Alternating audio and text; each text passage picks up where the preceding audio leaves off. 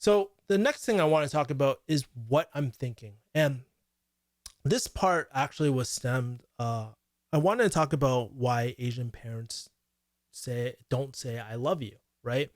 And so the other day, it was Memorial Day, and if you guys don't know, my whole family, they're all vets in the military and stuff. My dad was in the Air Force, and the other day I was just thinking about my father, and I was organizing some of my favorite articles on Refugee Hustle, and I stumbled upon this old post, a letter to my dad on his first birthday without him. And so I'm taking a look back at my relationship with my dad, and it's amazing to see how much can change in just a short amount of time. So, as I kind of look back at my relationship with my dad, a lot of things have come up. We've gotten into huge arguments, but if you take a look at the longer vision of everything, it's so amazing to see what can change in 15 years. Never mind 6 months when I really focused on making my relationship better with my dad. And so, I want to explain this. Growing up, like a lot of Asian fathers, my dad was not very supportive. He wasn't the type of person to say I love you. And my dad wasn't often supportive with anything I did, right? Like he didn't even show up to my high school graduation, you know. And so all I can remember, like from my childhood, when I think about memories of my father, like you know how people, like yeah, we used to hug and so, dude, we never had that. I just remember getting like a few things, getting my ass beat. Um, and I just remember constantly fighting with my dad like all the freaking time. And um, it's a tough feeling to, like I know some people struggle like not having a father at all, but it's another feeling, another experience to grow up with your father present in your life and accepting the fact that, you know what, I just have to go through life without depending on my dad. And imagine being like a 6 or 7 year old trying to swallow that, maybe even older, maybe about 10 years old. Okay.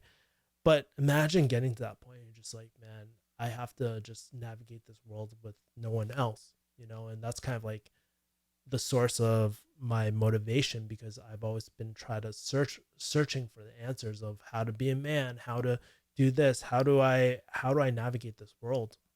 It got so bad to the point where I even questioned my own self-worth, like telling myself every night. And I was about 14, 16 years old. Every single night, I remember like saying things like, the world would be so much better without me. Would anyone care if I didn't wake up tomorrow? And that was my relationship with my father. So now looking back 15 years later, obviously a lot has changed. Obviously, dad isn't here anymore for me, but people can change with a bit of TLC. If you guys are new, you don't know what TLC is, tender loving care, right?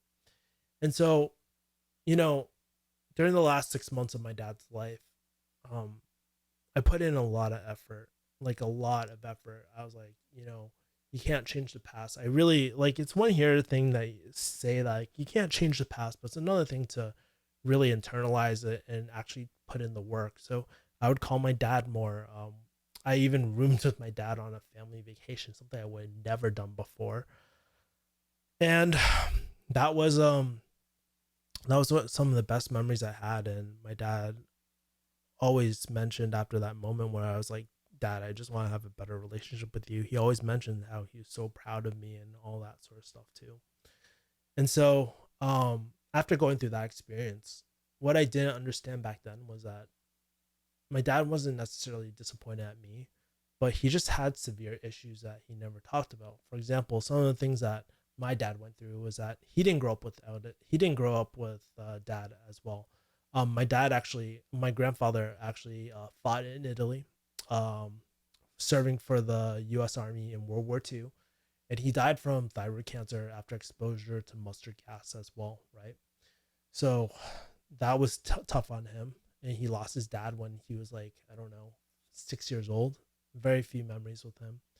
My dad also grew up poor, and he was working under table construction jobs since he was 11 years old. Think about it, doing hard labor at 11 years old is crazy. And back then it was a different world because everything was under a table. And also my dad, I believe after talking to a lot of people, I believe that my dad actually had PTSD from the Vietnam War, as well. And so my main point bringing up these things is not just to say like, oh, my dad went through this and that's how he got fucked up. My main point is that sometimes parents, especially Asian parents, they don't really communicate that well. We all know this. Like, they're very like, they're very like, do this, do that. And it's just like, sometimes we have to come from a point of understanding and listening that they aren't always dealt with the best cards, and they always try to do what the best of what they know of what they went through. And the best thing that we can ever do is really take the time to understand, accept them for who they are, and really lead by example. And so finally, I want to end with a voicemail that my dad had as well from his birthday right before I was about to leave from California. And I can't find a single piece of content that really sums up my relationship with my dad more than that voicemail. So I'll leave in the link below so you guys can check that out. But it sums up how a lot of Asian parents show their love for their children as well.